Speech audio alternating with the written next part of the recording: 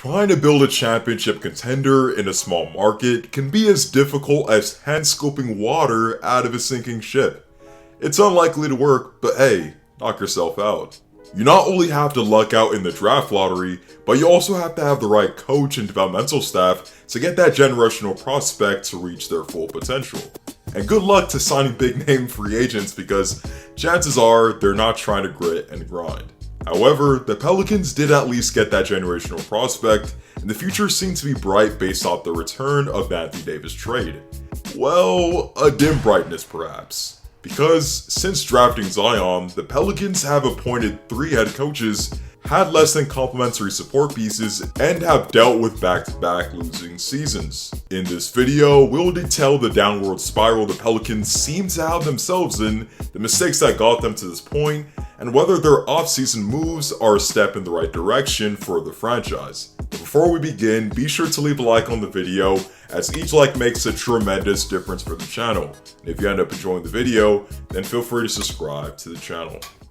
With the Pelicans not having even made the play-in over the last 2 seasons, it's evident that losing can make any player frustrated. However, Zion's frustrations with the Pelicans date back to even before debuting in his first regular season game, and it has all to do with his rookie season rehab.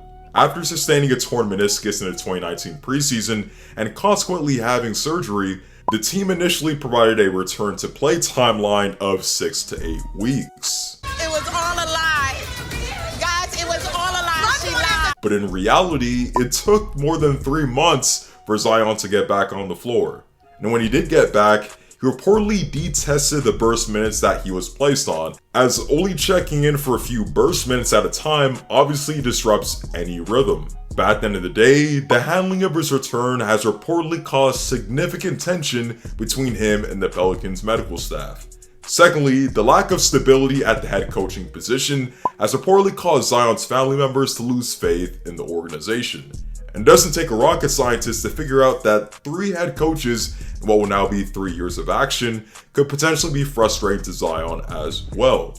In his rookie year, Zion had then head coach Alvin Gentry, who of course was far from a perfect head coach. The Pelicans made the playoffs only once in his 5-year tenure there, only had 1 season north of 35 wins, started the season 6-22 in 2020, and had a 2-6 record in the Orlando bubble, even though they had a legitimate shot of making the playoffs. Additionally, Gentry often refused to make adjustments in the name of establishing consistency, struggled with clock management, and never found the right balance between his high pace of play and the talent on the roster.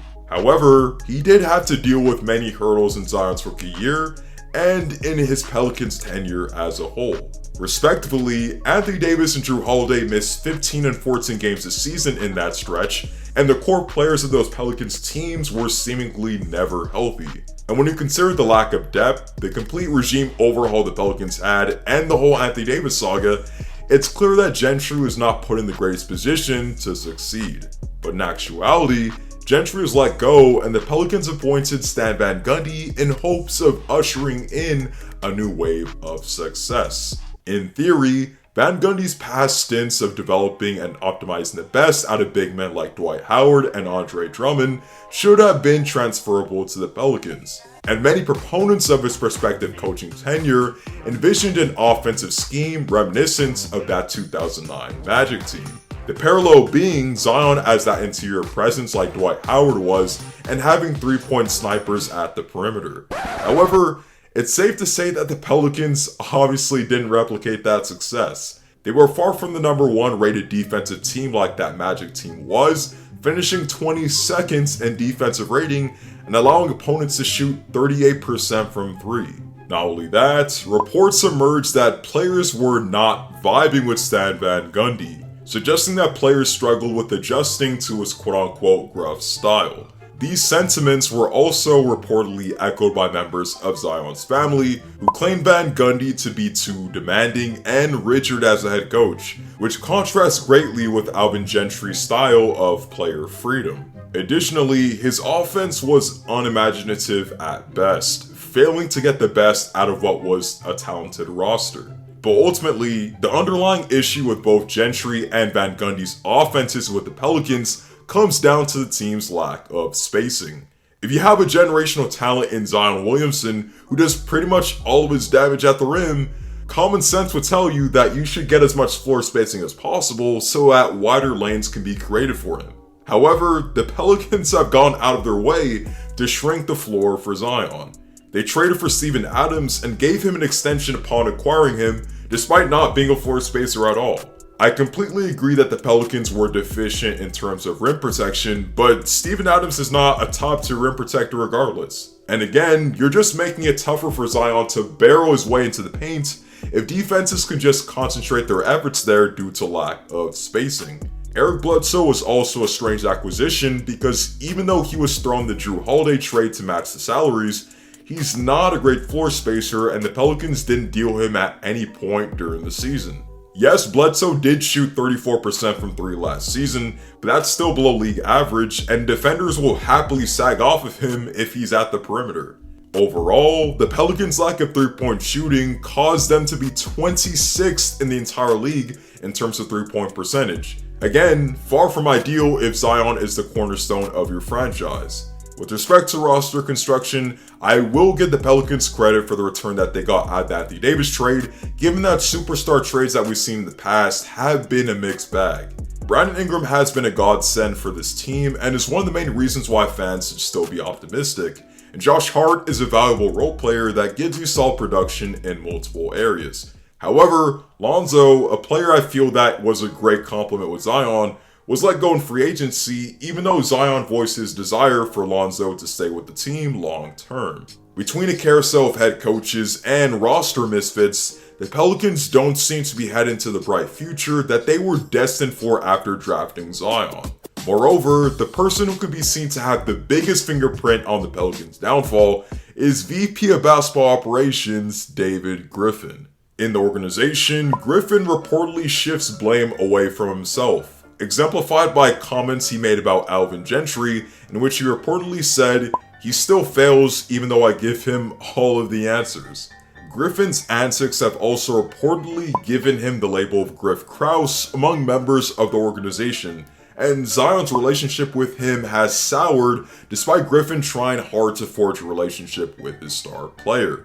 Griffin reportedly even went as far as to play the piano for Zion in a meeting.